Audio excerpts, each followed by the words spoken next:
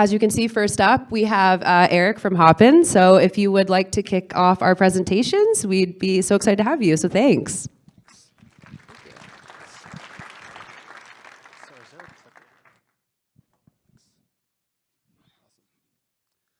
I'm going to start by telling you that I really screwed up already. I prepared like a formal pitch for this thing and then was told 5 minutes before we started that I should share more about my journey, so I'm going to do that. I've been to like 4 of these, so I should have known. But I'm Erich. I'm the CEO and co-founder of Hopin Technologies. My co-founder, Boyd, is somewhere. Oh, there he is. You can see him at the after party because I have to catch a plane after this, unfortunately. But we founded Hopin back in 2018. We were 2 kids that just got our first jobs. We hated commuting to work every day, and so we wanted to solve that problem. We figured out that for us, you could solve the problem by quitting your job, starting a company, or working from home. But for other people, we realized that it was a really, really bad issue.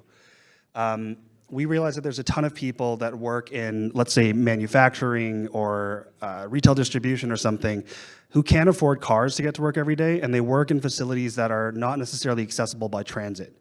So we did the logical thing, and we started a hitchhiking app. And we had 0 people sign up. I think one of my friends said that they would seriously take legal action against us if we kept going this way. It was terrible. It was the worst thing we've ever done. And we went back to the drawing board. We started to look at this and said, okay, it's really stupid to try to get these people to pay more money to get to work. They already can't afford it. So we went to the companies, and we started to survey companies. We started to survey economic developers, anyone in any organization that touched these companies. And so we discovered something really crucial. We discovered that businesses can't grow without people. And when I say this, I mean there are a ton of labor shortages right now in the world in these industries that I mentioned. And a lot of these labor shortages have to do with poor commuting, about a quarter of them actually. So a quarter of the people that quit their jobs do so because the commute is just too bad for them to get to work every day. And so we started to think about this, and we started to look at the problem a little bit more and said, what happens when you can't access the workplace? It means that you can't fill shifts. It means that you lose productivity. It means that the turnover increases, which means companies are losing money. People aren't getting jobs. Ultimately, all these people are living a poorer quality of life. And we noticed that there's a ton of vehicles on the road. There's almost too many vehicles on the road right now. And we could repurpose them to help these people get to work. So you have coach buses, you have taxis, you have Ubers and Lyfts and whatever you see on the road every day. And they can do this, but they don't have the proper logistic platform to coordinate this large volume riding every single day for these companies. So our hypothesis is that transportation, if built in a sustainable way, can really be a catalyst for economic growth in these growing regions. We believe that frontline workers should have access to the best jobs available to them. And that workforce planning and retention planning don't start and end with a shift. The companies need to be thinking about this before and after employees get to and from work. And so we created Hopin. We are a logistics software company that connects transportation providers with companies to fill the gaps left by public transit. We utilize labor pool identification and microtransit shuttles to offer tailored data-driven routes and schedules for these companies. So it's transit that's designed around the needs of the companies, designed around their schedules, and designed around their incoming employees. We deploy the solution through about 4 different apps. So we have an internal app with a really cool algorithm that we're building right now for optimization. That's literally all I'm allowed to say about it today, but it is coming, and I'll come back in a few months and hopefully present something better. We have a corporate dashboard for the web apps that we created for companies to be able to monitor all the metrics. And then our bread and butter lies in the mobile apps for riders and drivers. So I'm here to demo for you. I'm here to dive into the driver app first. So you'll see that drivers have an individual login based on the company or fleet that they work with. And they'll have their schedule that pulls up with all the rides for the week. So they'll click into the nearest ride that's coming up, and they'll see the map view of the entire trip. Once they start it, it activates for the rest of the apps and activates GPS tracking, and they'll pick the vehicle that they're going to use for the day. It'll show turn-by-turn directions with an ETA on the bottom of the screen you can see. And when they get to the stop, they have to confirm arrival.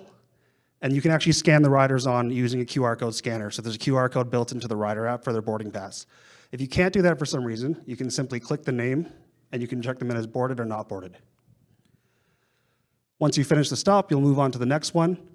Same thing, turn-by-turn directions, ETA to get there again.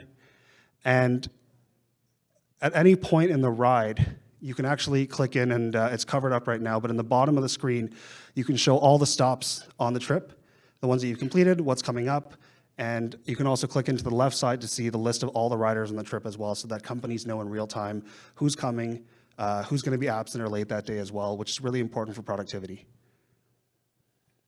Once you've completed the trip, you'll see a summary of everything that happened. This gets sent to the companies in real time so they can monitor. And then you can also leave notes for us and our team so we can make changes or let us know if anything happened that day. The Rider app is kind of the mirror of that. Riders have their individual login as well. They'll see the active commutes that have been started by the driver so they know when they need to start getting out the door and getting to their stops. And when they click into the ride, they'll see themselves, that little blue point there, turn-by-turn directions to get to their pickup stop, and an ETA on the bottom depending on how they want to get there. So we do encourage transit use. We're not actually opposed to transit. The black line shows the path that the vehicle is going to take to get to them, and they can track the vehicles in real time. So it's kind of like the transit app, but it's privatized for the companies. That's the QR code that they can use to scan onto the bus. And once you scan on, you can basically sit back and relax and know that you're getting to work on time, and you can take it easy for a bit. So we work with over 20 clients right now across North America. We serviced last year actually over 400,000 kilometers. We serviced about 110,000 rides. We've been able to improve retention for some companies by upwards of 12%. So this is saving hundreds of thousands of dollars for these companies right now. We've been able to expand their hiring radius by over 60 kilometers for some of the companies as well. One great example is Honda. They're up in Alliston near Barrie. We expanded their hiring potential all the way into Scarborough. So we were doing pickups from Kennedy Station for them to help them hire engineers that they desperately needed. I think the most impressive thing we've done though, and this is not talked about enough, I'm actually learning how to talk about it better, is our environmental impact.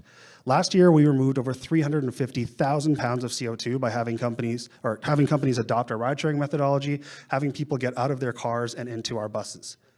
To offset the emissions that we did put out, we planted over 500 trees around the world as well. So we are completely carbon neutral in this. We are reducing emissions, and we're trying to work more with green and EV fleets as well to really drive this thing home. I know I'm out of time almost, but these are some of the companies that we work with. We have headquarters in Ontario and Alabama. My lesson here for you on this is go to the unlikeliest of places and you will find gold mines of A-list companies. Alabama has all the A-list manufacturers that you could be looking for. And lastly, I just want to say that workforce management and retention planning don't start and end with the shift, right? At Hopin, we're using transportation as the vehicle to offer a more sustainable way to live for workforces. We are the future of commuting. We're Hopin Technologies. Thank you. Stay there? Okay. All right, now it's your chance to ask Erich some questions. So if you have a question, we should have 2 volunteers with microphones waiting, holding microphones way up in the air so you can see. And if you're lucky enough to have a front row seat, you can just self-serve. Just curious around traditional forms of competition out there. Finding traditional competitors. There are a lot of rideshare companies that have something similar to this, but again, it's on demand versus ours is like a recurring schedule. And then you'll have Via would be one, but we're finding ways to work with them as well. So there are a lot of competitors in the rideshare space mostly. A lot of them aren't really focused on workforce as much as we are, but we're slowly trying to turn them all into partners instead of competitors. How would you define your ideal client? We're looking at manufacturing plants right now. Let's say like a food processor, auto manufacturer, at least 200 to 500 employees, and their facility has to be at least a 15-minute walk away from the nearest bus stop or transit hub. One more question, you have to write a check. You wanna ask your third question? We're always raising, so. So one thing you mentioned, I don't know if I catch it exactly, was that you also make use of public transit when you are planning the routes for the commute. Is that right? Like you are organizing the logistics for both the public and private transit all together to send the worker to their places? Yeah, I mean, we looked at it and said if we run buses alongside public transit, that's really inefficient. There's no use. So our motto is that we pick up where transit drops off. Transit kind of stops at certain places or it doesn't run 24 hours a day like some facilities need. And we just pick up where there are dead spots or where they might have low density.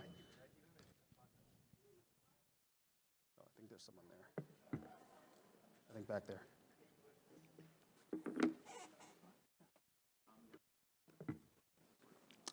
it's not working.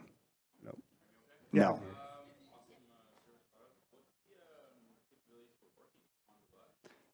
The question is, what are the capabilities for working on the bus? So we're moving labor to manufacturing facilities, and he wants to know if they can manufacture automotive pieces on the bus. 100%. The buses are fully equipped for that. All the machinery is out there for you. It does depend on the bus that you use. Some companies, they go for like school buses and things, and we can't really offer much that way. The ones that offer coach buses, we usually have Wi-Fi that we can add on to that. Yeah, so you can do your learning modules or whatever you want. You can answer emails on the bus if you'd like to, or like you can watch Netflix if you want as well. But, yeah, so there are capabilities to it, but just not in every vehicle, and it depends on what the companies choose to work with. We'll take one more question.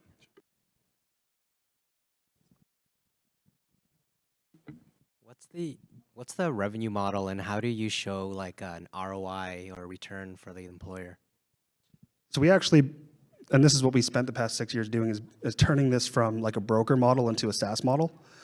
So we take a platform fee every month from the companies, and then we also act as like an intermediary for the bus cost or the transportation cost.